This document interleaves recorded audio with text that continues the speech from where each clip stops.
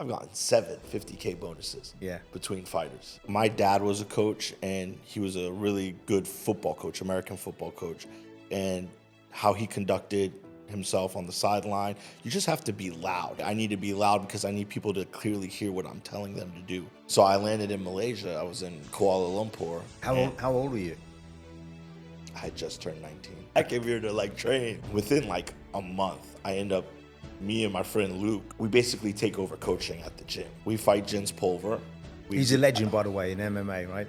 I mean, he's a Hall of Famer now, Yeah. UFC Hall of Famer. Yeah. Beat BJ Penn in his prime. Yeah. And we knock out Jins Pulver in Manila. I'm 19 years old. I care about results. I don't really care about anything else. Respect. I want to win. You can train wherever you want. We can train outside. If you're going to be consistent and we can win, that's all I care about. Everyone asks, how can you tell if a coach is good? I've always tell them, look at the checkbook. Yeah. See how many 50K bonuses their fighters have picked up. I love it. And then talk, My wife calls it ESAG, internal service and gratitude. I love that. She's like, let's open a gym here. You know the difference. Well, now you don't want to work for no one. Yeah. You want to work for yourself. It's the home of heavy hands. We're going to put the boxing ring in the center of the pool. No way. And we're going to have a fight on March 28th. Wow. That would be a spectacle. 24 floors up. We are going to do some absolutely crazy things. Yeah. In 2026. I love it.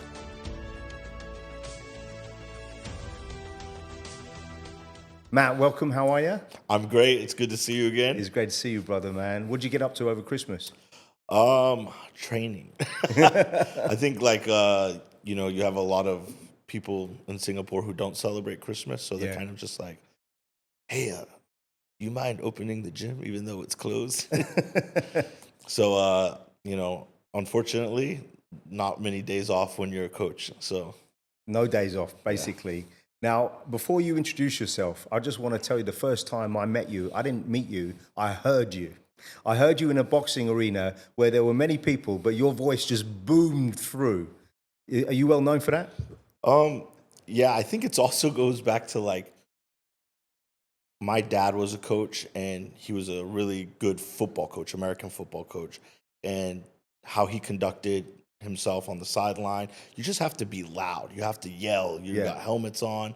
So when I transitioned to coaching myself, it was more like, okay, I need to be loud because I need people to clearly hear what I'm telling them to do. Yeah. Not that I'm trying to overtake anyone else's instructions, but I want my fighter, my teammates, whatever sport I was coaching in, I want them to hear me clearly.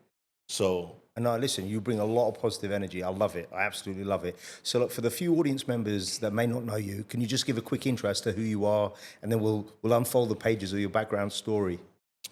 My name's Matt Pellino.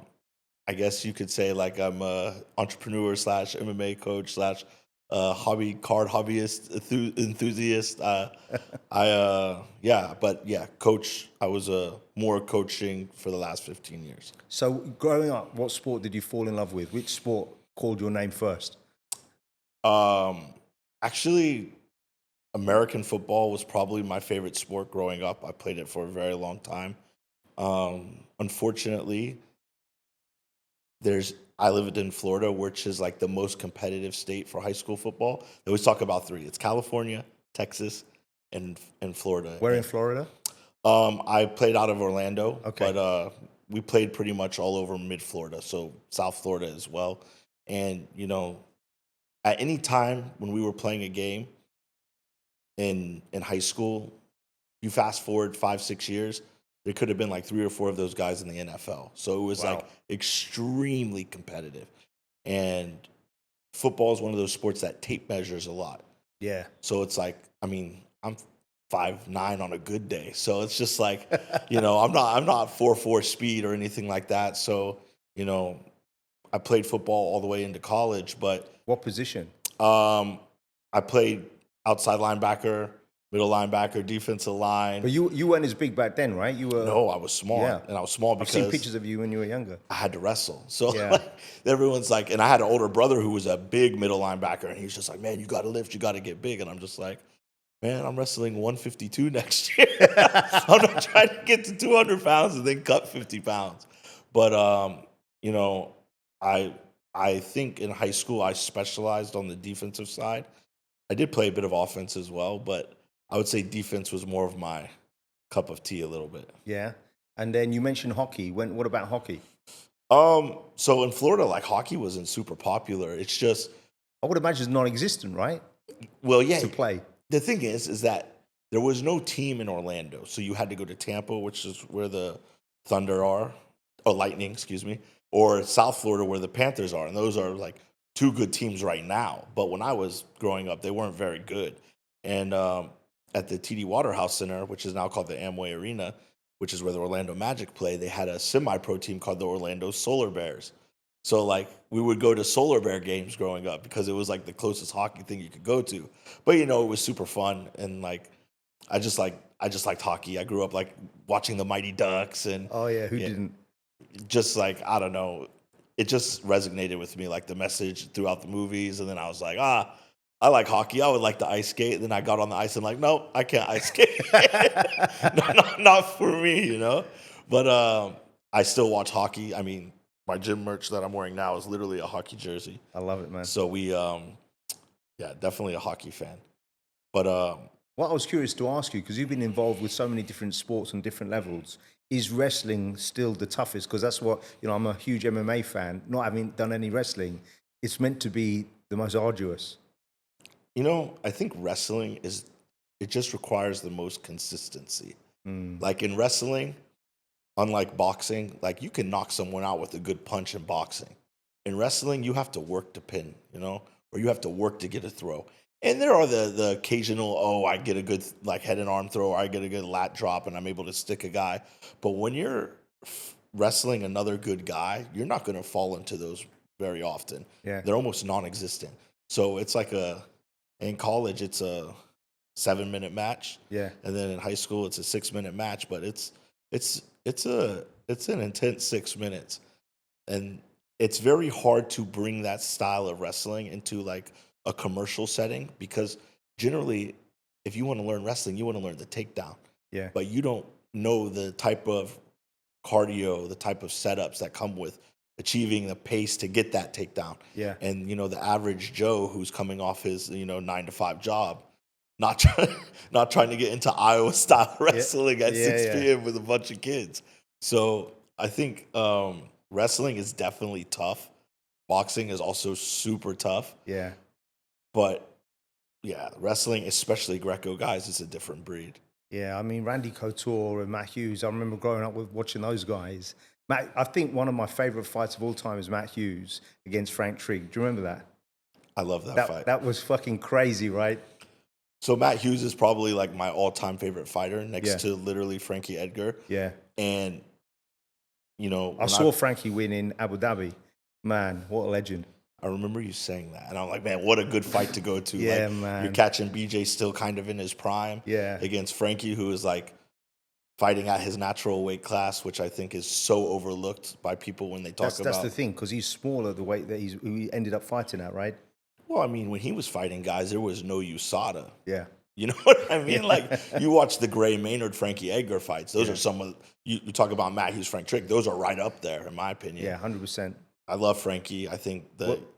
Well, the opposite was I saw, unfortunately, Anderson Silva against Damian Maia, which was a shit show. Unfortunately, I was most excited about watching that one. I think it's just Anderson was so good at defending takedowns that like you needed to wrestle. And generally jiu-jitsu guys didn't have like super good wrestling. But Damian Maia started to figure out later in his career, he was able to get guys down and submit him. But I think it was super early in his career to take that fight. And I mean, and Anderson Silva in his prime was the most like must-watch TV I think there was. Yeah, is like 100%. Vitor Belfort knockout. Yeah, is ridiculous. Insane. It's ridiculous. Insane. Yeah, I mean, Anderson was like, everyone talks about like, you look at guys now like, Alex Pereira, he's got his walkout, man.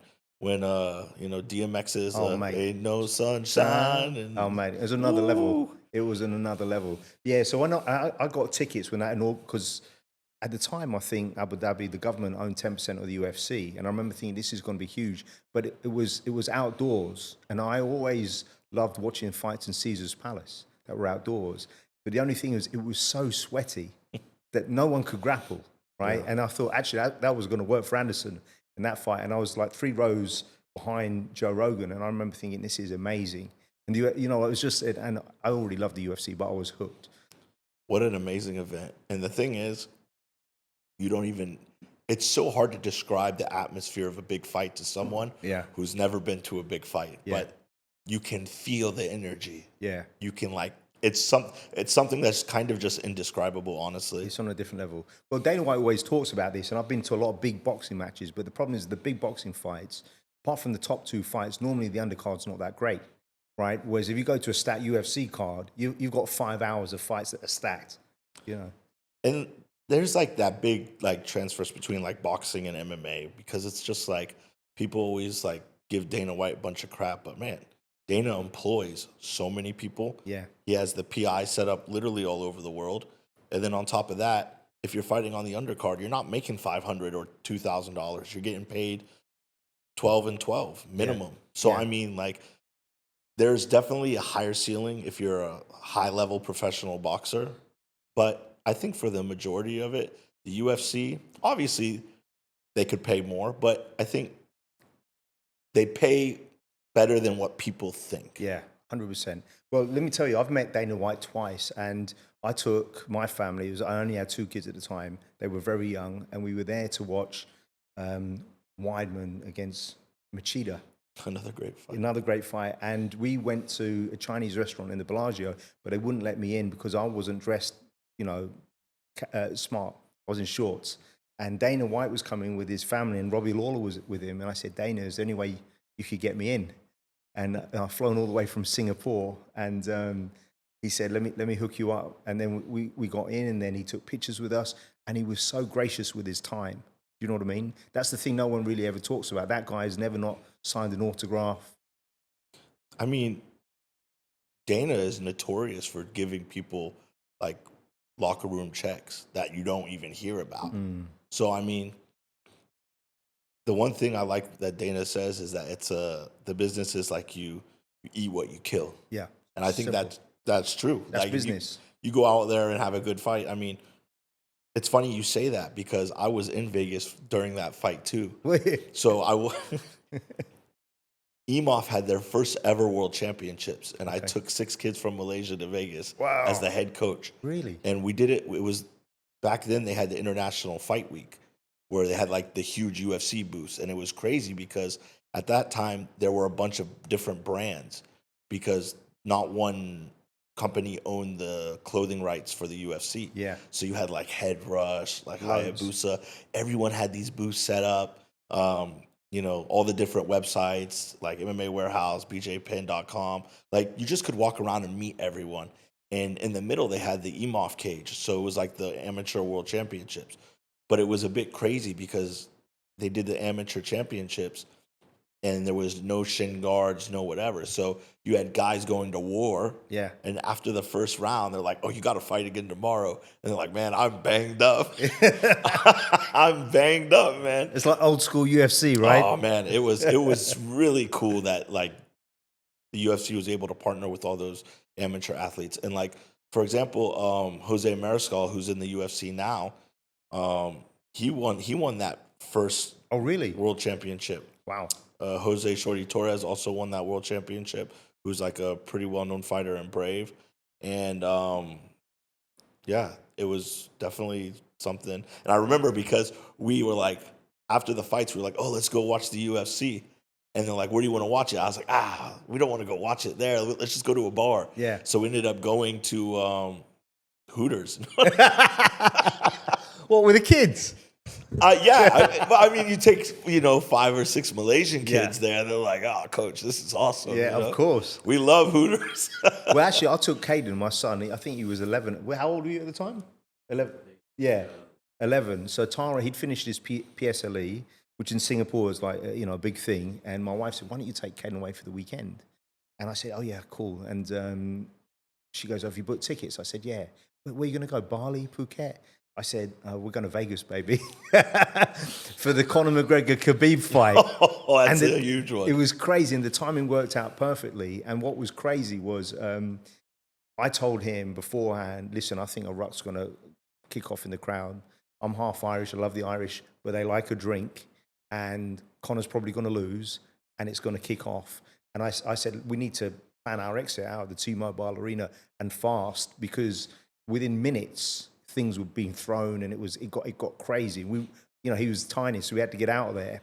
And on the way back, we were walking through a casino, and there were all these naked ladies dancing. And then I said, "Yeah, don't look, close your eyes." And he was doing this. He was like, and I said, "Don't tell your mum."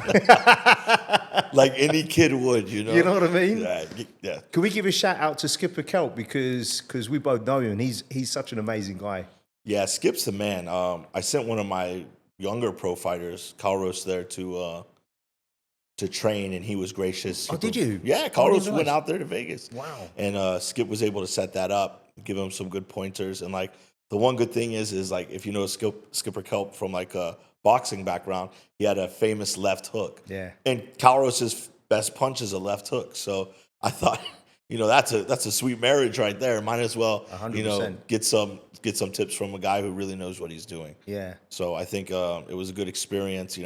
Vegas is like it's not like anything else in the world, to be honest. It's different. Yeah, and it's got so many nice parts. Like you can go out to Summerlin, and it's like big houses and stuff, and then you get on the Strip. Like during COVID, I moved out to Vegas, and my boy Sasha, he's from Hong Kong, but he's of Russian and Scottish descent. Okay. He was telling me like, "Oh man, we need a striking coach out here, come through." So I trained him in Hong Kong when I was living in Hong Kong. Okay. And I was like, "Yeah, sure, no problem." And I've trained Sasha for almost like 2 years, and then I've cornered him in some big fights, and he was solely ready to get into the UFC. And at the time, it was crazy because during COVID, you had so many people in Vegas, because if a fighter failed a COVID test, there was an opportunity to jump in. And the UFC was just like, okay, 2-3 fight contract, no problem. Respect to Dana for setting up, Yeah, the Apex was great. Crazy. I mean, you could hear Sean Strickland say every single word in the Apex. Yeah, I bet.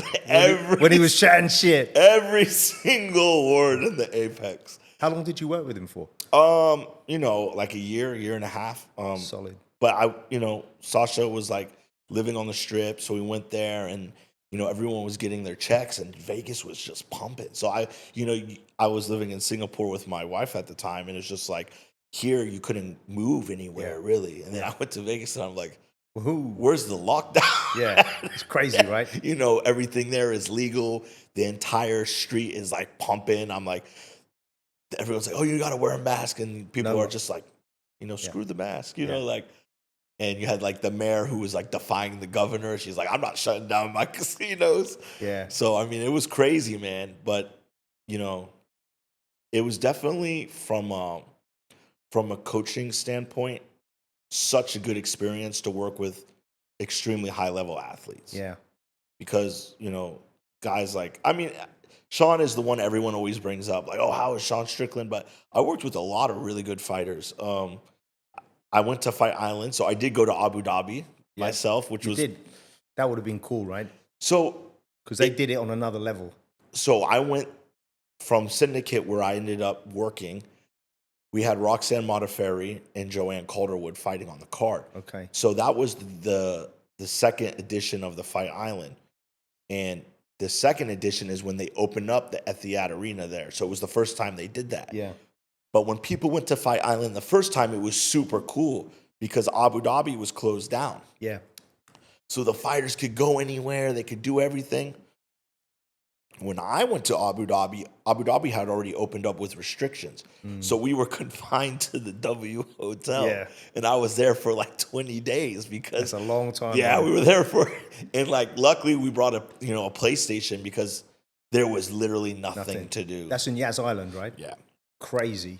So go back to your story. So how did you evolve from college through to coaching? What was in between?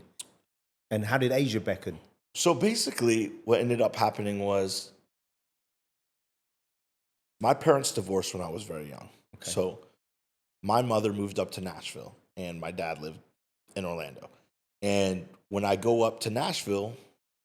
Can you sing, by the way? No. Neither can I. My wife says I have the worst voice of anyone. She says she had put on a song and everyone's like, "Oh, Matt, I bet you can sing Bon Jovi." And she's like, "Have you ever heard him sing? Have you ever heard him sing? He's got the worst voice ever." You and I have got a talent. We can clear a room, no problem. But that's the thing, right? Like when I'm singing, I'm not all the way there. You know, I'm a couple drinks in. I'm singing. I'm singing just because I'm deep there. But you know, I would go up and see my mom, and they had the MACP program, which was the modern Army Combatives program, because my stepdad was a Special Forces guy. Oh, wow. So the MACP was ran by a lot of high-level Brazilian Jiu-Jitsu black belts. Wow. So he's like, "Okay, I'm going to leave you at the gym, and How you old just were you? train." You know, I was 11, 12, Okay. you know. The right age, though. Yeah, I mean, I had wrestled. I was doing like wrestling already, but it was just like you go there and all the guys are geared up. They're geared up like in terms of, you know, the Special Forces guys are on serious juice. Yeah. Like they have to. The injuries, all this kind of stuff. They're a different breed, right? And you're just sitting there training, and you're training with grown men, and then as you get older, you continuously start to train with like better guys. And you had a lot of UFC guys coming in. Sean Strickland would go into the program a lot. He was a beast. He had traps out to his ears. I mean, Sean Strickland, 5 feet tall, Yeah. but like 5 feet tall with 0% body fat. And 5 feet wide. Yeah, crazy guy. And you know, you're just getting into it. And you're like, man, I really like MMA. Yeah. So I remember I had signed up to do an amateur fight, and then my dad chimed in. He's like, "Hell no. You ain't fighting in a bar in Clarksville, Tennessee. Get back to Florida. You got football season coming up." Yeah. Well, when you spell it out like that, it would have been scary as hell as a parent, right? Yeah. I mean, MMA wasn't mainstream at that time. Yeah. You know, I remember like you could go to an event and there was a brand called Kickskin that sold gel gloves. Like the MMA gloves were gel. Jesus. And people used to put them in the cooler to cool Ice them them down. out. Well, so when you punch it, it sounded like a window cracking. Jesus. You guys used to get cracked with these Kickskin gloves. I've never heard of that. That's Yeah. crazy. Crazy. And you know, a lot of these places, they did fights like in big like bar / like country clubs. Yeah. Like that's where they were done. And in Florida, you had like the Hard Rock doing fights. I mean, that's where Anderson Silva debuted in the UFC when he knocked out Chris Lieben. It was in Florida. I remember that was live. I don't think I've ever seen a fight where a guy landed 100% of his strikes. Well, listen, Chris Lieben does have a big head, but people that don't know Chris Lieben, he could take a punch. So when you saw him getting cracked and getting hurt, no one realized just how special Anderson Silva was, unless you were a fan of his already, which I was. But you know, I think, and I people will go against the grain on me on this all the time, talk about how much better the UFC is now. I think the guys were much tougher back in the day. yeah. I love that, the Ultimate Fighter, where Chris Lieben, he was just a madman. He was just a madman. So good. The old Ultimate Fighters with like Nate Diaz, they were so good. Yeah. So then what happened? So after that, after Nashville. So I go to college, I go to wrestle.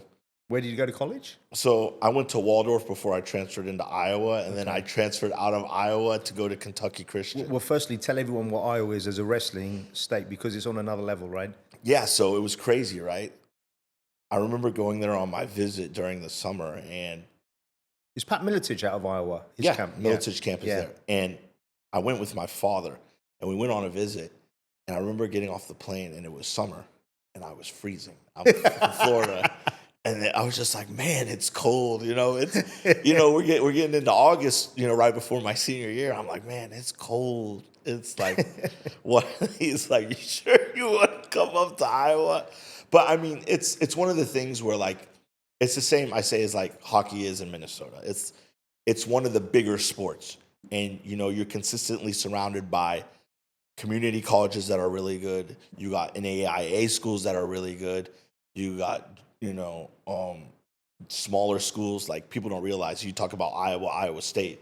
Coe College was also a really good school, you know.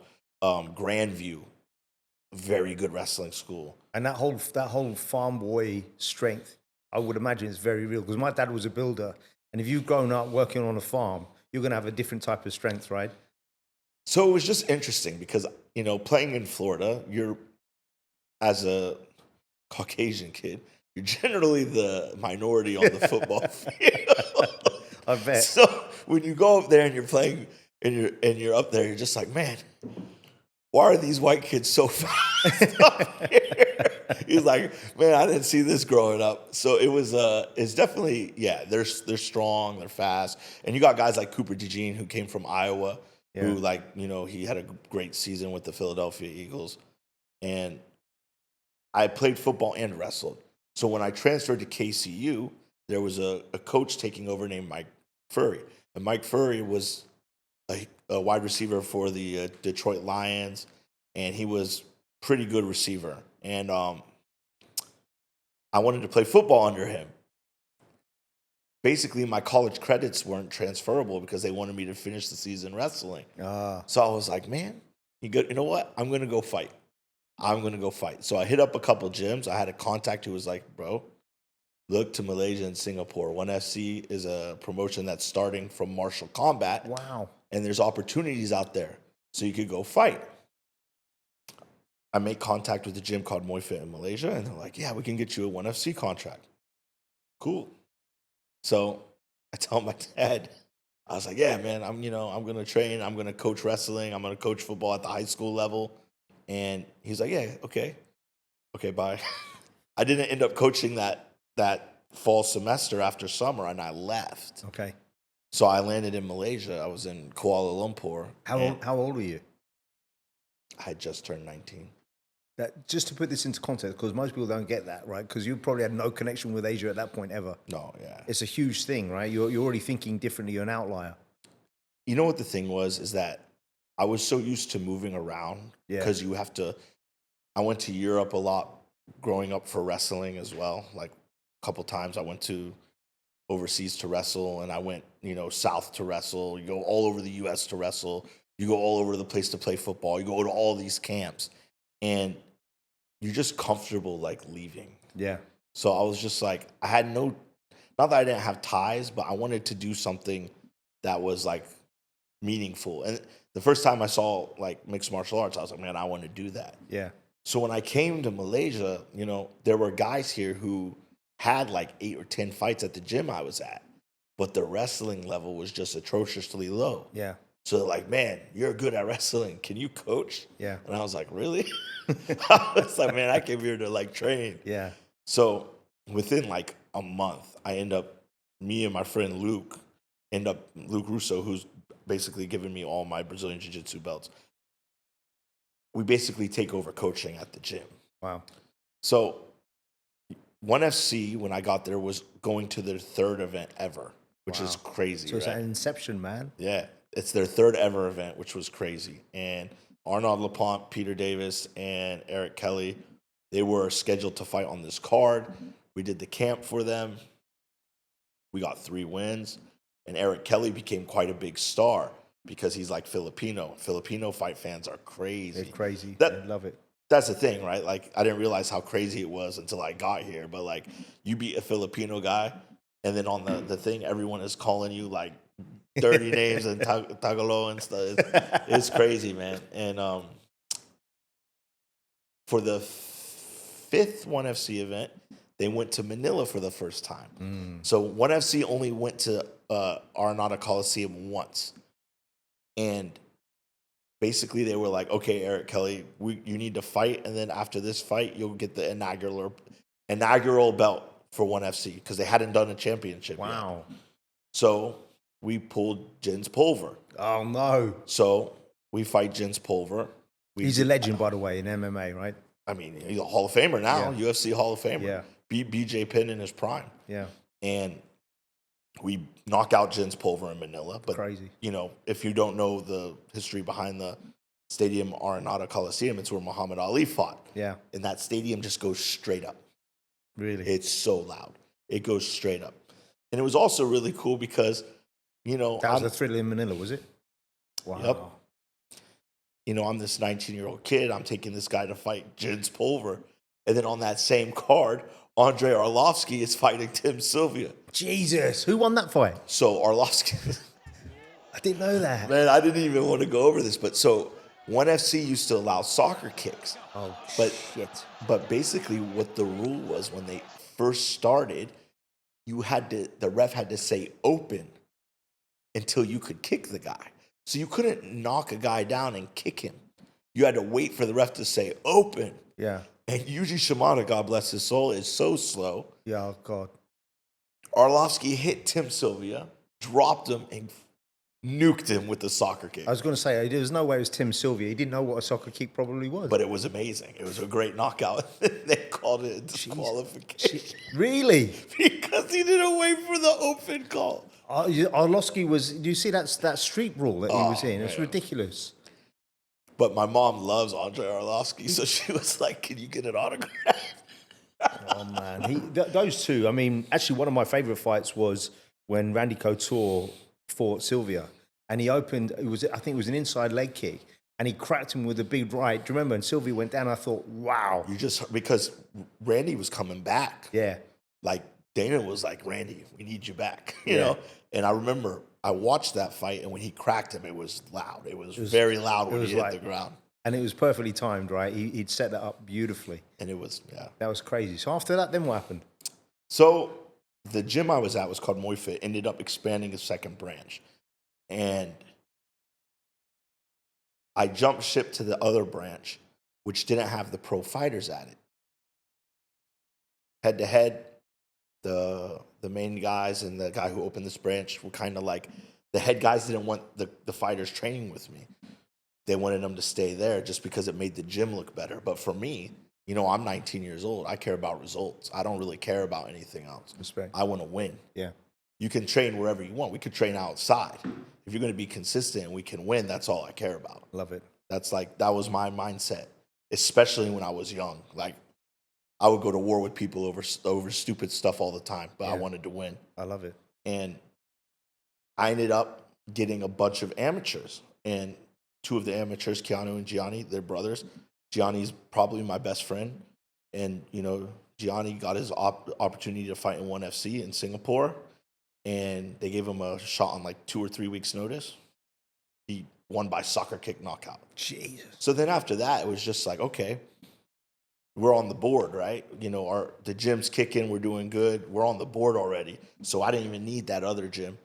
Then Jason Lowe, who is the CEO of Toon Talk, which if you know what Toon Talk is, it's a prepaid telecom agency. So it's like Singtel, but the prepaid version. They were like, we want to do Malaysian Invasion. So it was an amateur mixed martial arts competition. And it was huge. It was on AXN. It was crazy. It did 5 seasons. I was involved in 4 seasons of it. But you had these kids from all over Malaysia doing all different styles of combat. You had Silat guys, you had BJJ guys. It was crazy because the amount of viewership and the amount of participants was like in the hundreds per weight class. So if you ever look up Mima, it was really a huge boost for MMA in Malaysia. So like all the gyms now that are in Malaysia, all the coaches at those gyms are coming off of, like, their coaches are Mima fighters. So it's just like, without this platform, you're not going to have the boom that happened in Malaysia. So I ended up coaching there, but I also ended up working for Mima. I ended up doing like the voiceover work for the TV show. Oh, wow. I ended up doing the commentary, and it was tough because I had a lot of guys fighting. So I had guys fighting and winning at Mima, but I'm sitting there trying to commentate their fights and not be biased. That's a tough thing to do. Really That's tough. a super tough thing to do. Yeah. But I ended up, you know, working for Jason, and Jason's like, Matt, I want you to fight in season 2 main event. And I was like, all right, I'll fight. They give me Will Chope, who's coming off a UFC fight with Max Holloway. I fight him. I lose by submission, but I did well with my wrestling. It was my first pro fight. Respect. I think it was like his 36th pro fight or something like that. Yeah. It was good fun. You know, I got to fight in a stadium for my first pro fight, Amazing. which is like, Crazy. yeah, it was cool. And then, so I always tell a story because it's funny because like Kai Kara France, if you know who that is, of course. he co-main evented under me twice. Really? So he fought Mark Striegel on my first fight, lost to Mark Striegel, who also ended up fighting in the UFC. And then, By the way, guys, Kai's a New Zealand fighter, and he just fought recently for the UFC strap, right? yeah, he was a super explosive striker for sure. Yeah. And then Jason was like, all right, we have our 10th year anniversary of Toon Talk. We want to do something cool. Let's do a fight on a cruise ship. No way. Yeah. So I was like, all right. So who's fighting? He's like, you're 100% headlining. You have to headline. And I'm just like, oh, man, I don't want to headline. I want to enjoy it, you know? So he's like, nah, okay, we'll think about it. So, you know, I get like the call 3 weeks out. And he's like, come on, just do it. You know, I'm like, all right, I'll go for it, whatever. Jesus. So what they do is we take the Starship Libra from Penang, we sell to Phuket, we fight in Phuket, we sell to Krabi, and then sell back. But Was the boat stationary when you guys were fighting? yeah, Because in the old days, I'd always read about when they tried to ban boxing, they would have them on a boat in open waters. As you know, there's a heritage there. What a crazy experience that would be. so getting the weight cut was like, I missed weight so badly for that fight. I missed weight so badly. So I didn't miss weight by how much they said I missed weight by, but it was still enough. But I was like, the guy I was fighting, I used to train. So I was like, he got a big head because I had lost my last fight. And I was just kind of like, man, this guy, I could beat him with no arms, you know? So I was like, yeah, I'll take the fight. You could take 100% of my purse because I know in my contract, I have a finish bonus. Okay. And I have a win bonus. Yeah. So I'm going to get both of them. I'm going to get both of those bonuses. I love it. So, you know, Kai co-main evented under me on that. So Crazy. my friends are all like, hey, what are you going to do? I'm like, all right, I'm going to wear American spats. Like, I wore long sleeve spats, and I walked out to Shawn Michaels' Sexy Boy. No way. So Classic. all you hear is, dun, dun, dun, dun, I think I'm cute. And all you see are these old Chinese people going nuts because it's like, it's a gambling cruise. Yeah. Like, people aren't there to do anything but gamble. Yeah. But we had our whole crew from Phuket because I was super close with, our organization was really close with Will Elliott because it was a reality TV show. So at the end of the season, the winners, the semifinalists would go to Tiger Muay Thai and train. Yeah. So then we shoot a bunch of content there. So we had so many fighters, you know, Alex Volkanovski was there. There were so many people watching this event, and it was really cool. It was definitely like once in a lifetime thing. Yeah. So I'm glad I actually ended up taking the fight, and I won in the first minute. I won by heel hook. Oh, Jesus. It was straight. It was pretty funny. But it was funny because like the announcers were so drunk. By the time I looked over at the announcers table, because Peter Davis was a guy I used to train, and he was the announcer. Yeah. And it was like 10 glasses of beer stacked up. Jesus, he was tacked up. Oh, yeah. And then James Goiter, who was the other announcer, a British guy, he was equally 10 glasses in. And I'm just like, what are you guys saying right now? They're trying to announce me, oh, coming out of the red corner. I'm like, oh, my God. And how did you, so after Malaysia, did you go to Hong Kong? Was that next? So I was in West Malaysia, Okay. and then I worked for a guy named Sean in East Malaysia. And he had a great gym and great fighters, and I went there. So between Mima season 1 and 2, I was in East Malaysia, and between Mima season 3 and 4, I was in East Malaysia, in Sarawak, in Kuching. Wow. Then I went to Hong Kong. How did Hong Kong come about? So I had an ex-girlfriend who was running a gym, and she needed an MMA coach. There's always a girl involved, isn't there? And she was just like, she had fought MMA as well. So she was like, listen, I don't want to make it awkward, but like, you're the best guy for this job, da-da-da-da-da. And I was like, all right. So people don't realize from 19 to 24, I'm making Malaysian ringgit. Yeah. I mean, with the exception of fights. Jason Lowe cut me like some big money for those fights. Okay. I don't even really want to say how much. Yeah. But it was a USD and it was a lot. Okay. Shout out to Jason. Respect. And so I get to Hong Kong, and I'm sitting there, and, you know, I'm working, I'm grinding, I'm making money, and I'm just like, okay, I get my first check, and I was like, $8,000 US. And I'm just like, what have I been doing? Yeah. What have I been doing? I've been stuck getting paid Malaysian ringgit. I'm like, USD, man, we ain't ever going back to Malaysia. We made it, bring out the red panties, Conor McGregor, baby. Yeah, I was like, we made it, but, Hong Kong was good. I was still young at the time. So they say it's not about how much money you make, it's about how much you keep. Yeah. And I kept none of it. You had a good time. Oh man. If you've ever been to Hong Kong, Yeah. if you're not married and you're below 30, go to Hong Kong. Yeah. What a place. Yeah. And it's just, I had a great time. I trained a lot of guys. I met my boy Sasha, who I ended up linking up with in Vegas. And so basically what ended up happening was the gym I was at got liquidated to a brand called Goji. So they used to have California Fitness here in Singapore, right? That's right. And then it shut down. That's right. So they also had it in Hong Kong. So those buildings were unoccupied. So this company came in, this Goji, and they were like, oh, we want to take over these as fitness centers. So they went to our guy who was the manager of, not the manager, but the CEO of our gym. And they were like, we want to use your staff and the people that are running your gym to run this chain. And they were just like, yeah, everyone wants to do it because at the end of the day, you IPO, you're going to cash out. But, I'm still young. Yeah. I'm 24. Yeah. Excuse my language, but Yeah. I'm not doing that. Yeah. I ain't sitting there. I'm not going to go there and train aunties and uncles. Yeah. Man, I had a fight team. Yeah. I'm training guys to fight. 100%. That's what I do. Yeah. I do not train I love it. It flips to a point, but at the end of the day, even the guys I was training that weren't professional fighters, they were fighting something. Yeah. They were doing a white collar. We ran a rugby fight night. So rugby is huge in Hong Kong. Huge, yeah. And basically what we did was we went to all the teams and we're like, okay, send 2 guys who would want to box. So we had 20 guys. We had girls too. And we went to the Kerry Hotel and we did a fight night. Wow. With just rugby people. So when you go to a white collar fight night, it doesn't matter where it is, here in Singapore and England and Hong Kong, the fights they're good, but they're not. Yeah. The guys aren't athletic. The standards are a much lower level. But it's supposed to be that way. Rugby fight night was a different story. They're athletes. Well, it was just the first time I was like, man, we had knockouts, actual knockouts. And I was like, this is something that is awesome. Because in regular white collar boxing, you will rarely see a knockout. Yeah.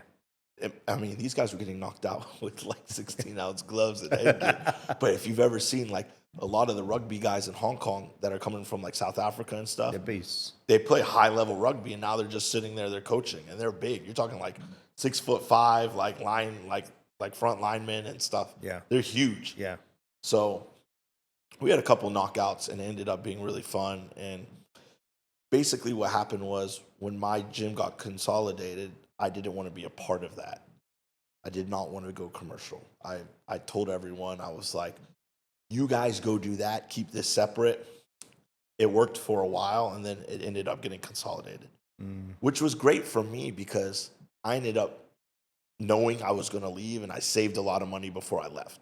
Good. Then I moved to Phuket. I was in Phuket for a year. And while I was in Phuket, I was training under George Hickman and I was going to fight. My boy John Nutt, who owns Fight Circus, which is quite a crazy thing, he used to throw a Full Metal Dojo. So I was going to fight Tommy Hayden, who was on The Ultimate Fighter. And I was training hard for this fight. And 10 days before the fight, he just said he got hurt, pulled out. So I was like, man, I need to get out of Phuket. I've been here training hard. I need to leave. Go to Singapore. Arvin, who owned Juggernaut Fight Club at the time, was like, hey, come train here. I was like, all right, cool. Haven't been to Singapore for more than a week, it wasn't a spot that I was wanting to live in. Yeah. Just because a lot of the times, you think Singapore, you think Evolve, and I'm just, ugh. So anyways, I go, and then the first maybe month I'm there, I end up meeting my wife. So I'm chilling in Singapore now because my wife's there, and I get an offer to go to Abu Dhabi.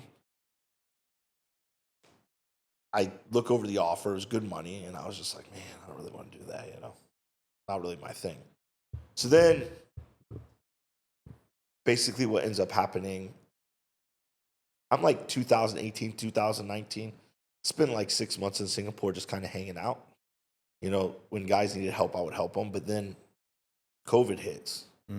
So now I'm chilling and I'm like, man, now I can't do anything. Yeah, you're stuck. I'm stuck. Like, I can't even leave.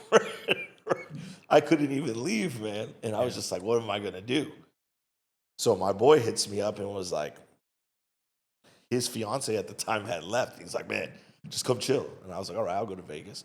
Ended up going to Vegas. And then after that, it was just all downhill. Because now it's just like, from a profile of coaching, I would say like once a month, someone asks me to run a fight camp for them. At least once a month. It could be a boxer, it could be MMA, at least once a month. I get guys who are fighting currently in the UFC. Yo, come out to Philly, come out to here, you know? Different story now. Now, you know, you're trying to start a family, you're trying to... Yeah. So you're just at a different point. But what resonates with me still is that from when I was a young boy, when I started coaching at 19, to where I ended now, the philosophy is still the same. I want to win. I love it. You know, it's just one of those things where like you could have a close fight and you could lose a close fight. But at the end of the day, if you go into a contract meeting, the guys renewing your contract aren't going to be like, oh, it was a close fight and you lost. Yeah. It's an L. Yeah. So you're coming off an L. Simple as that. So a win is just super important. And you know, I figured that out the like hard way because I had friends who ended up losing that would get cut, and they would be in the practice room, and you know, outside the UFC, where are you making money fighting? Unless you're doing bare knuckle, which is that's crazy. Bare knuckle is wild. Yeah, I don't think I would ever do bare knuckle. Yeah, that's short lived, man. But one of the things I wanted to share with you that I really admired about you. So my son fought one of your guys, and he lost. And that's okay. And you were gracious enough to come and have a chat with him afterwards. And the thing that really struck me was you understand this when I think it's lost, that you're helping young men and women go on to do bigger things. Because the reality is not all of these guys are going to become professional fighters. And in those few words that you said to him after the fight, it just picked him up a little bit, right? But, you know, thank you for that because those things make a huge difference. You know what the thing is that, yes, you want to win, yes, you want to lose, but you also got to know who you're dealing with. Yeah. The ins and outs of winning and losing should not be a resignation of when you're dealing with kids under 18 years old. Exactly. As a person who is like responsible for molding younger people, you have to make sure that there's something learned in either a win or a loss. Yeah. And I think it's super important that, like, you can be a good X's and O's guy as a coach, but can you lead young men? Yeah. And that's the thing. And my dad was really good at that because, you know, to this day, the guys I grew up playing football with, like, man, we loved your dad as a coach, you know? It's huge. And it's just like, my dad taught me a lot about raising young men correctly. And my wrestling coaches, you know, they were very instrumental in making sure that you learn lessons while you're doing this. It's not just about getting your hand raised. Yeah. Because you're going to lose, just like you're going to lose in life. Yeah. And when you lose in life, you got to be able to make sure that you handle it gracefully, you handle it properly, and you make the necessary steps to go forward. Huge. If I'm a coach and one of my guys loses, I don't want him to lose and blame anyone else but, you know, himself. Yeah. I want him to be held accountable. But at the same time, you have to congratulate effort. And when it's these young men who are fighting and stuff, it's huge. It's extremely important to have a positive role model. Yeah. Because not all these kids, I mean, you're a great dad, but not all these kids have that. A lot of them don't. That's what I've seen. And especially in a sport like boxing. Yeah. In the U.S., where this kind of sport it's a low-income sport. It gets kids off the street. Yeah. It's what it does. Yeah. In Singapore, it's definitely a different story, but, you know, there are still low-income kids who are still boxing. And it's super important to know that as a community, coaches see the potential and they also see the effort that you put in. Yeah. It doesn't matter if you win or lost. Yeah. You know, you did something a lot of people aren't doing. Yeah. It takes a lot of courage to step between the ropes. And one of the things I've said to Caden, like with his the guys he's competing with, I said, win, lose, or draw, you got to respect those guys. And I said, in theory, some of those guys could be your best friends. You don't see it because you're competing now, but these guys have the same dream. They're getting up in the morning, they're going for a run. And you and I know that boxing in particular, it requires a very special kind of mindset. You've got to be a little bit loco, right? You know, it's a scary sport. It takes a lot of courage. Caden's too good looking to box. Let's just be honest. He should be modeling somewhere. You don't need to be boxing. But that's the thing, right? Like, and you know, Singapore, you can't really. It's hard, man. It's hard because there's not a lot of resources for combat sports. Yeah. It's not a lot of resources because a lot of people don't want to travel to gain knowledge, don't want to spend money bringing in the knowledge to Singapore. Yeah. There's just a lot of things that make it difficult. You know, 2 years of the kid's prime, he's doing NS. Yeah. National Service. That's the thing. And actually, he's lost a lot of his conditioning because the food, the sleep, you know, it's different. And, you know, I think it's just one of those things, you know, you look at Korean Zombie. Yeah. He got taken out in the prime of his MMA career. Crazy. Because he had to do national service. I know. So I love that guy and what he's gone on to do, man. Brilliant. So how did Foxgloves come about? Okay, so I'm smashing it in Vegas right now. So when I'm at Syndicate, the guys I'm working with, we're winning fights and we're getting performance bonuses. So everyone asks, like, oh, how can you tell if a coach is good? I've always tell them, look at the checkbook. Yeah. See how many 50K bonuses their fighters have picked up. I love it. And then talk, you know? So everyone here, you can be like, oh, I won this, I did this, I did that. I was like, bro, I've gotten 7 50K bonuses between fighters. Yeah. 7. Yeah. So I was just like, all right. Tells the story. Well, we're just smashing it. So basically what ends up happening, we go to Fight Island. Joanne Calderwood, who I'm doing the camp for, she fights Jessica I. Whoops her. Yeah. And this is on the Poirier-McGregor 2 fight. I remember. So we're in the she's got a lovely demeanor to her, Joanne Calderwood. Right? So we got the feature fight. So we're going into media, and Michael Chandler knocks out Dan Hooker in like the first round and like the first minute. Yeah, that's crazy. So they're coming back into like doctors and stuff that you have to see after the fight. So we get stopped, and as we get stopped, you just hear like Conor McGregor's music start to play. Yeah. So we get to see the walkout. You saw it. But then they escort us back to the hotel. We're like, why can't we just sit here and watch the fight? Yeah. But because of COVID protocols and stuff, we ended up going back to watch and see like Poirier knock him out on the TV. That was a mean left when he hit him with that mean left. It was beautiful. I like Conor. I think people overlooked that his run at 145 was just amazing. Yeah. So anyways, we get back to Vegas. John Wood, who's the head coach at Syndicate, you know, I never really had a problem with John, but his mother was a piece of work. She ran the gym. She's just a piece of work. And like all the guys I've worked with have said the same thing. She didn't like that all the guys that were winning big fights, getting big fights, were working with me instead of him. We have a conversation. I don't like how this conversation's going. I bow out. So the guys are like, oh, dude, just stay here. We'll just go to the PI. And I'm like, this is great. Because I had good stuff going on with a lot of the guys. Yeah. My wife wants to come over. But, you know, Singaporean families are like Chinese families, also a lot like Italian families. Like you stay at home for a while. You got to look after your parents. Yeah. You got to do a lot of things, you know. My wife calls it ESAG, like internal service and gratitude. I love that. So she's like, my parents don't really want me to go. So, you know, she's lucky enough to have like the ability to look for certain properties and open certain things. She's like, let's open a gym here. And I was just like, okay, well, what do you want to do? And how long were you dating at the time? Couple of years? 4 years? But why I mention that, because I think your significant other is such an important part of the equation.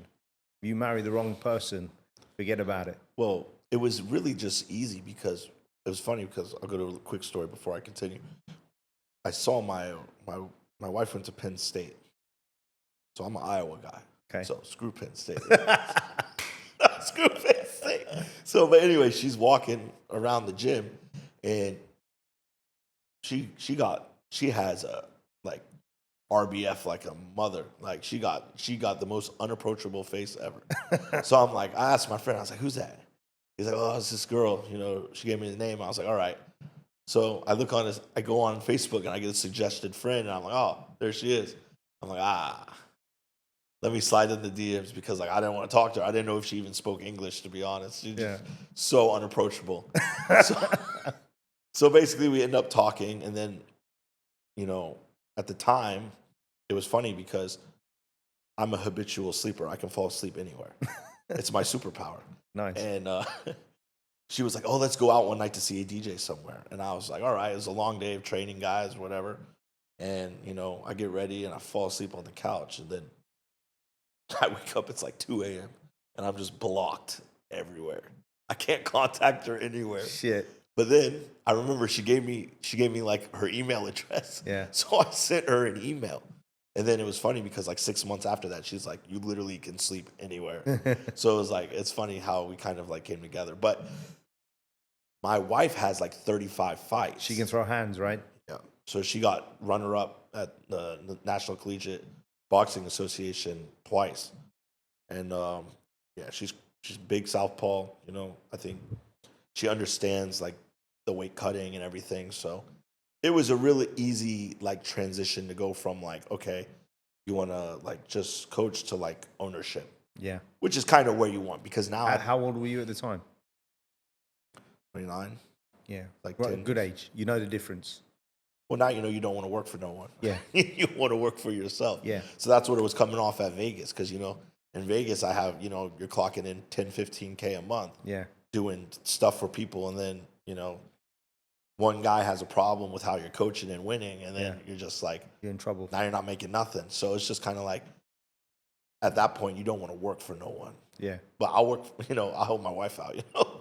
So she's just like, oh, what do you want to call the gym? And she's like, I want it to have a feminine name. I was like, okay. So a foxgloves is actually a plant. And it's a dangerous, poisonous plant that like settlers in Europe tried to make tea out of, and they ended up poisoning and killing themselves. And she's like, this is perfect. I love it. So I was like, there's a hidden meaning there. Oh yeah, of course, you know. So she's like, we'll call it foxgloves.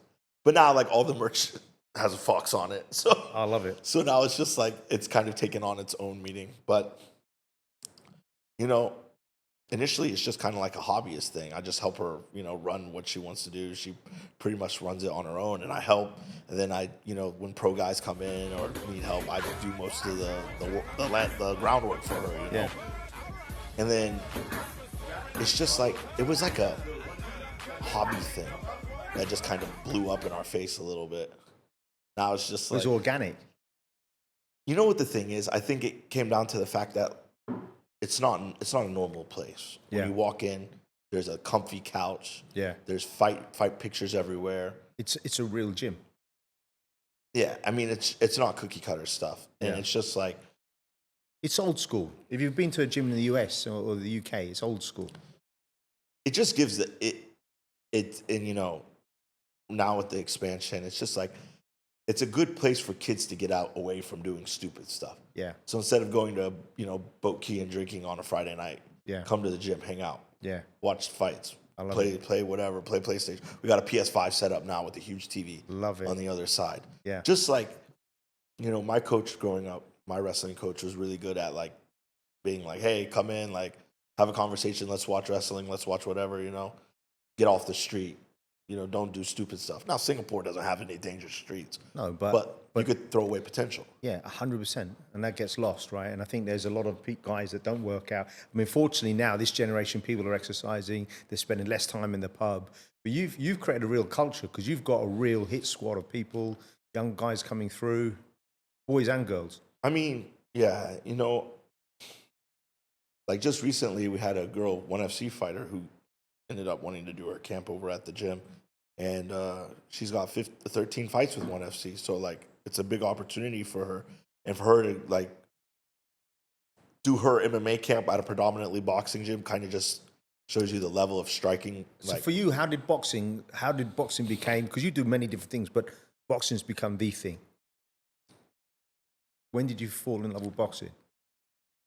So I grew up with a guy who actually knew how to throw hands. Like, you get a lot of people who learned through like doing and stuff. But when I was growing up, my coach, and he was an actual old school guy. Like, keep your wrist turned when you jab, kind of thing. So you're hitting with knuckles. And when you come over here, you start coaching these things. These are just things that I would learn growing up. Yeah. And then like I learned some things from like specific coaches, like Steve Petromali taught me how to like push off my back foot properly, making sure my feet are underneath me, like how the footwork is all differently. And like shout out to Coach Petromali, because like he kind of engineered a big portion of like how I teach guys to move and how I teach guys to jab now. I love it. He was great. Like Steve Petromali, you look him up. He did a lot of camps for a lot of good guys, like old school Vitor. He used to train the old Brazilian top team guys. Wow. And he, what's crazy is like he makes pizza now, but like you want to talk about a guy who's extremely knowledgeable, yeah, and who can show you. He could take a day and show you something, and within that day you will learn more knowledge in one day than years, wow, which is crazy. Where does he live in the US? Los Angeles. Wow. But yeah, he did, I did one private with him one time, and I was just like, man, oof. You're just dropping knowledge. Oh, so you know, good. It's funny because your fighters, I could see your fighters, and that they'll be in a non Foxgloves outfit, and I can tell they're your fighters. They've got certain techniques, and without going into too much, but like you teach your guys to throw ridiculously good body shots. The left in particular. That was my observation. I think like body punching and inside fighting is a lost art. I think it is, right? I mean, you got guys trying to fight on the inside in a staggered stance. If you look at any of the old school fighters, they had to punch properly because their gloves sucked. Yeah. But you see Floyd Mayweather, who's a great defensive fighter, but you see people trying to emulate how he punched. But yeah. Floyd broke his hand 4 or 5 times. Shot to shit, yeah. Yeah, so I mean, I'm not learning how to punch from a guy who's got broken hands. Yeah.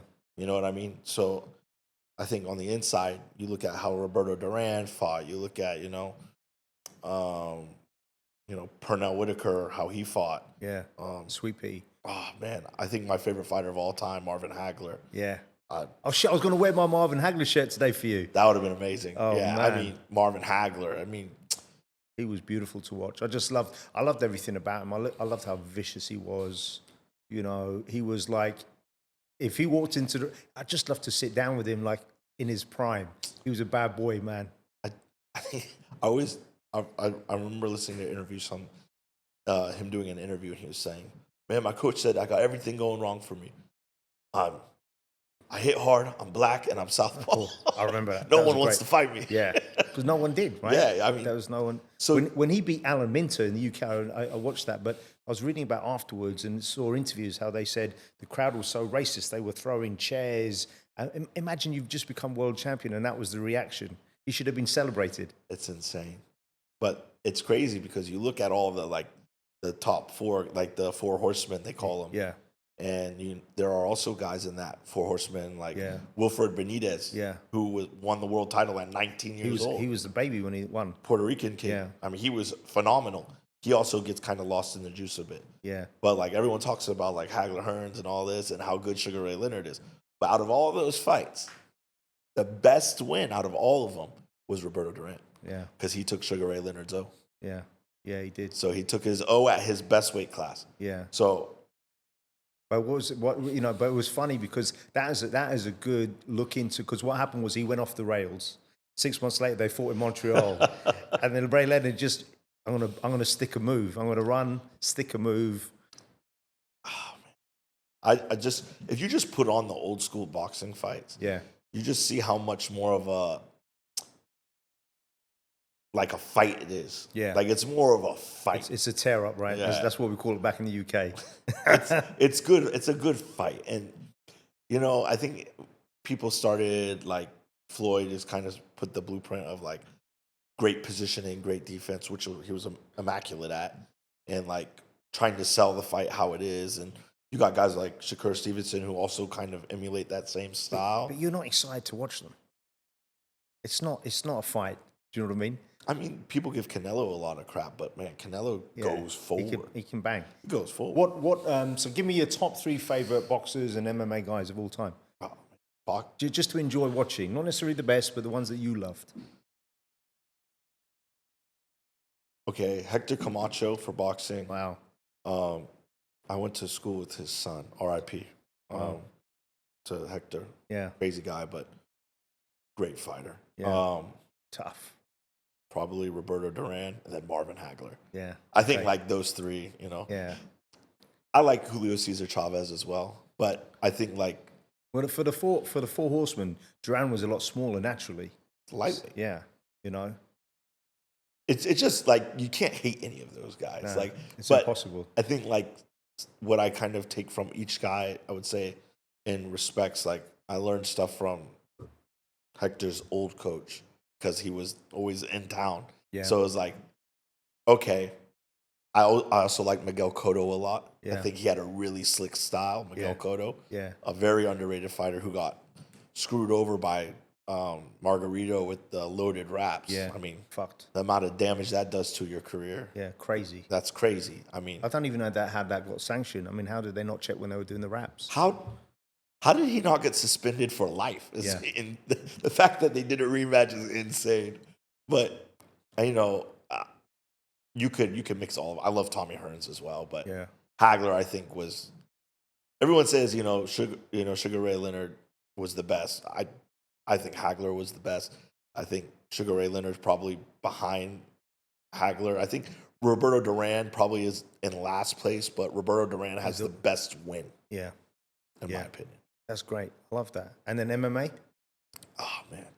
MMA is crazy. MMA is crazy. MMA, because you know what? You got to have like different fighters at different eras. Yeah, because it's not like boxing. The eras are so different in MMA. They're so different. You know? Like, how do you not like Prime Fedor? Yeah. Oh. I mean, Fedor was crazy. Yeah. I would probably go Matt Hughes, number 1. Frankie Edgar, number 2, and then you know what? Another like rest in peace. I liked Anthony Rumble Johnson a lot. Yeah, bless him. Yeah, I liked him a lot. Even how the hell did he fight at welterweight? Yeah, 170. Ridiculous. Insane. But like really humble guy. If you've ever met him, if you ever got the chance to meet him, meant to be a lovely guy, right? Oh, lovely guy. You know, just a stone cold killer at the same time. I mean, you hear Daniel Cormier talk about when he got hit, he like span around. Yeah. He's like on his butt. He's like, how did I end up here? Crazy.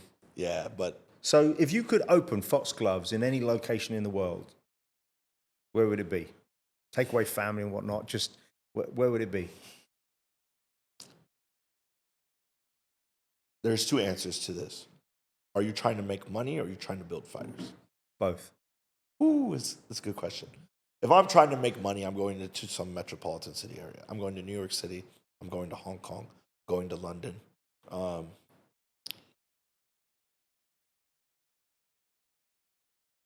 Maybe south Italy, you know. Why not? Why not? Yeah. No, I mean I'm Italian by like heritage, so my family's in southern Italy. But and if you want to put together a killer's row. Puerto Rico. Yeah, so interesting. Somewhere in Mexico. Yeah. Venezuela probably right now. Yeah. Brazil, like so somewhere. Interesting. So you see that. You see the potential there. I just think it's just like, if you're going to get a kid who wants to come out and fight. Yeah. Like. They're coming from a nasty background. They need to make money. I mean, look at Puerto Rico. Look at the population and then look at Singapore's population. Yeah. Puerto Rico is smaller than Singapore, I believe. Yeah. And like how many world champions have they had? Yeah. I mean, I don't think it's a size of the area thing. I think that's a nonsense argument. No, it's the background they're coming from, right? Doesn't matter where you're from. You can if you put your boots down and you go to work, you can win. What outside of the jab? What do you feel is the most dangerous punch in boxing? Ooh. It has to be the jab. No, outside of the jab. The left hook. The left. Yeah, hook. I knew you were going to say that. I think the left hook. is the punch that most people get knocked out by. Yeah. And when you watch people get hit by the left hook and get knocked out by it, Yeah. usually when they're knocking someone out, the guy's also throwing a hook. Yeah. So like, yeah, timing comes in. Without giving too many of your secrets away, when we had dinner that time, you shared with me your philosophy on throwing a hook, where you were saying, come in here with your elbow down. Talk about that. yeah, I think it's about pulling and keeping the leverage into your hips. When I was taught, you don't want to bring your elbow up because when you land, Yeah. you're using your shoulder to punch instead of your body. Yeah. And if you look at any old school footage of knockouts, right? You Where's look the at elbow? Frazier, where is his elbow? And, the list goes on. But I thought that was such an interesting observation when you said that, and I completely agree. I think, yeah. And then it even translates to MMA. You look at Alex Pereira, his number one punch is the left hook. Yeah. And he's not bringing it up and rotating it like this. His elbow is pointed down towards the hip, and he's turning. He's got concrete in those fists. Man, that's one guy. That's one guy is just like, man. Yeah. It's funny. His timing as well. Yeah, I mean, when Sean fought him, it's like, why are you not trying to take this guy down? Yeah. Why are you standing with him, I love the fact that Sean went to go and train with him, though. That says a lot.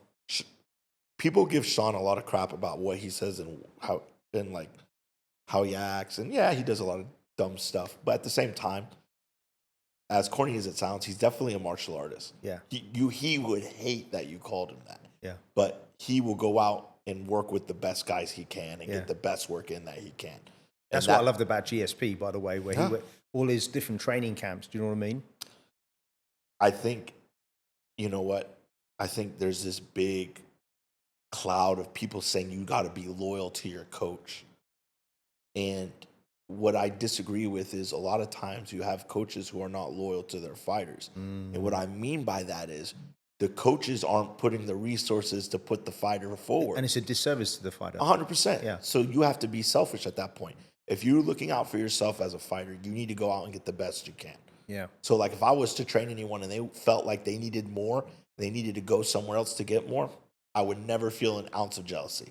Go do what you feel is That's best. because you're confident in what you're doing as well, right? And you want what's best for them. And then I think the fighter will come back because of that. I mean, I've had guys leave. It happens. Like that's just the sport. If you're gonna begrudge every guy that leaves you, you're gonna be a grumpy old man by the time you're 35.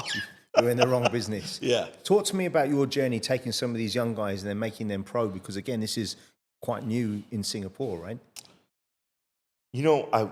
A lot of the pro guys in Singapore, when they fight as a professional, what they do is they start in Singapore. They get the fights in Singapore and stuff. I took a different philosophy. I went out and I was like, listen, you want to get a fight?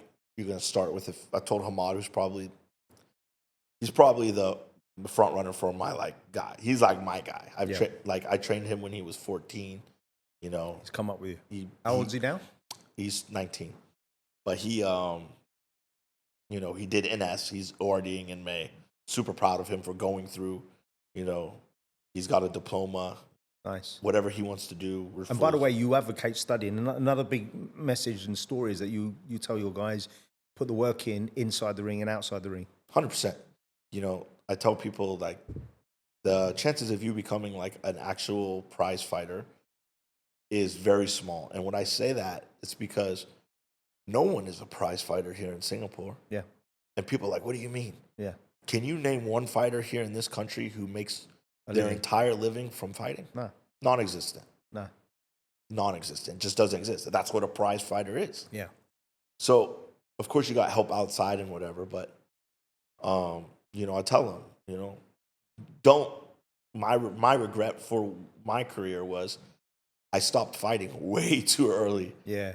But I mean, it's a catch-22 now, right? Because now I've got almost unmatched experience when it comes to where I've been, who I've trained, the level of which I've trained people at. So it's a double-edged sword, but I don't want these guys to be have nothing to fall back on. No, 100%. And also, going back to your point earlier, you sent Carlos to go and work with Skipper in Vegas, right? So all these things are huge.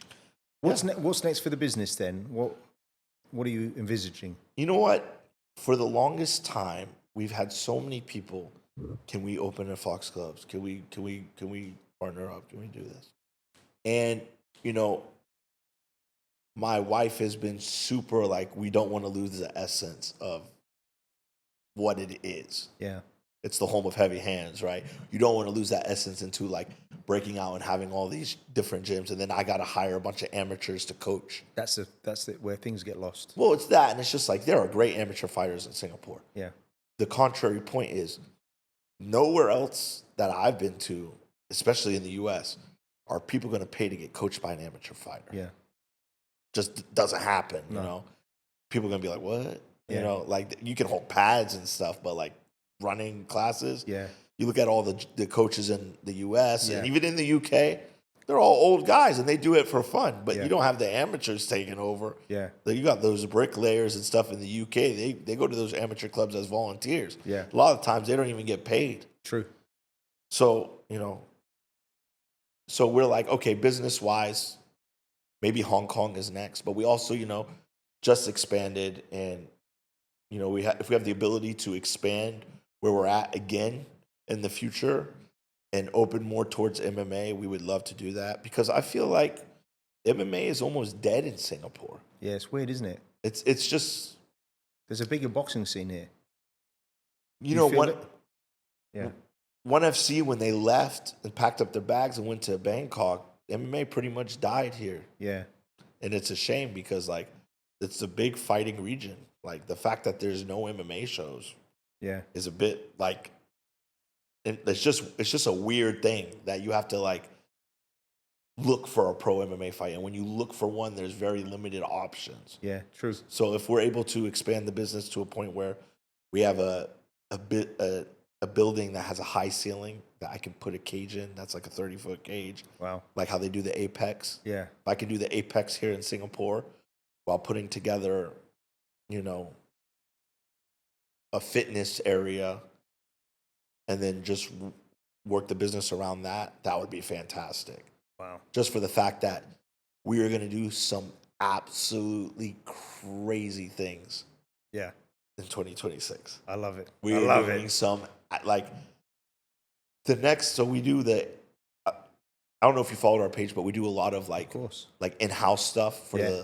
the fighters who they don't want to fight at SBF. Yeah. They don't want to fight in red and blue and like fight in Badote. They Yeah. just want to have fun. They want to try. Yeah. So you hold those in-house sparring events. Yeah. People love that. So we call it Battleground. We get Monster sponsors it. We get a lot of sponsors, and it's a good. We have like 200 people there. Wow. It's crazy. Yeah, And mad. the community loves it. Yeah. So we were like, okay, how can you expand upon something like this? So what we're going to do is we're going to go to Dashi Sky Pool. One of my PT clients is partnered with the Dashi Go-Go guys at Kotu. We're going to put the boxing ring in the center of the pool, No way. and we're going to have a fight on March 28th. Wow. That would be a spectacle. 24 floors up. Amazing. Amazing. Hopefully it doesn't rain. But I mean, it's just one of those things where it's like,